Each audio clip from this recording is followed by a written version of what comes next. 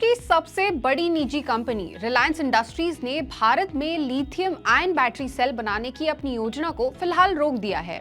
ये फैसला ऐसे वक्त में आया है जब भारत सरकार और पूरा उद्योग जगत दोनों ही देश को बैटरी मैन्युफैक्चरिंग में आत्मनिर्भर बनाने की बात कर रहे हैं।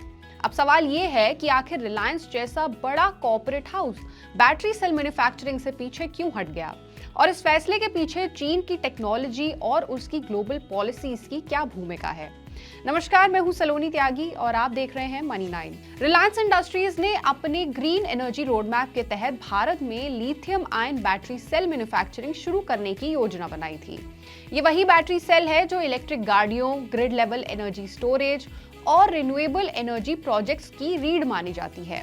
कंपनी का टारगेट था कि 2026 तक भारत में बैटरी सेल का प्रोडक्शन शुरू किया जाए ताकि इलेक्ट्रिक वाहनों की लागत कम हो, सोलर और विंड एनर्जी के लिए स्टोरेज सस्ता हो और चीन पर भारत की निर्भरता कम की जा सके।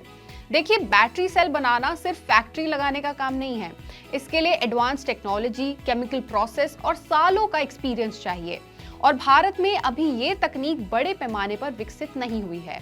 इसी वजह से रिलायंस ने चीन की एक बैटरी टेक्नोलॉजी कंपनी से तकनीक लाइसेंस करने की कोशिश की।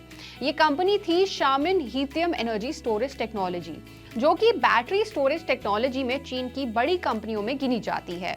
लेकिन यहीं पर कहानी ने मोड़ लिया। बीते कुछ समय में चीन ने क्लीन एनर्जी और बैटरी से जुड़ी तकनीकों के निर्यात पर सख्ती बढ़ा दी है। चीन की सरकार अब ऐसी टेक्नोलॉजी को एक स्ट्रैटेजिक एसेट मानती है और इसे दूसरे देशों के साथ शेयर करने से पहले कड़े नियम लागू कर रही है। अब इसका नतीजा कुछ ऐसा हुआ कि जिस तकनीक के सहारे रिलायंस भारत में बैटरी सेल बनाना चाहता था, वो डील ही आगे नहीं बढ़ सकी और बिना तकनीक के बैटरी सेल मैन्युफैक्चरिंग का प्लान फिलहाल रोक दिया गया है। अब आप सोच रहे होंगे कि क्या रिलायंस ने पूरा प्रोजेक्ट बंद कर दिया है? बिल्कुल नहीं। रिलायंस ने बैटरी सेल मैन्युफैक्चरिंग को रोका है, लेकिन बैटरी स्टोरेज सिस्टम वो अब भी उस पर काम जारी है। कंपनी अब अपना focus battery energy storage systems यानी कि BESS पर रख रही है। इसका मतलब है बैटरी पैक बनाना, बड़े एनर्जी स्टोरेज सिस्टम तैयार करना और उन्हें सोलर और विंड पावर प्रोजेक्ट से जोड़ना। यानी रिलायंस फिलहाल बैटरी सेल नहीं बनाएगा, लेकिन बैटरी सिस्टम और स्टोरेज सॉल्यूशंस पर काम करता रहेगा। लेकिन क्या बैटरी सेल ना बनाने से रिलायंस के बिजनेस पर कोई असर पड़ेगा?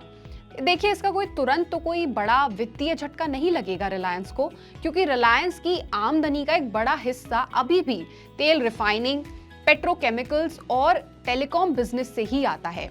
ग्रीन एनर्जी और बैटरी मैन्युफैक्चरिंग रिलायंस का लॉन्ग टर्म प्लान है, ना कि टेम्पररी कमाई का जरिया। आपको बता दें कि ये खबर सिर्फ रिलायंस तक सीमित नहीं है। भारत में कई बड़े बड़े ग्रुप्स जैसे कि अडानी, JSW और बाकी भी बैटरी मैन्युफैक्चरिंग के लिए विदेशी तकनीक पर डिपेंडेंट हैं। अगर चीन जैसी बड़ी अर्थव्यवस्था टेक्नोलॉजी शेयर करने में इतना हिचकिचा रही है, तो भारत के लिए खुद की बैटरी टेक्नोलॉजी विकसित करना और भी जरूरी हो जाता है। भारत सरकार ने बैटरी मैन्युफैक्चरिंग को बढ़ावा देने के लिए PLI स्कीम जैसी योजनाएं शुरू की हैं, लेकिन सिर्फ सब्सिडी से काम नहीं चलेगा। इस वक्त जरूरत है रिसर्च और डेवलपमेंट में निवेश की, स्वदेशी टेक्नोलॉजी की और लंबी अवधि के प्लान की। इस पूरे मामले पर आप क्या सोचते हैं, आप क्या राय रखते हैं? आप हमें कमेंट करके जरूर बताएं और ऐसी ही और खबरों और अपडेट्स के लिए जुड़े रहिए हमारे साथ और देखते रहिए मनी 9।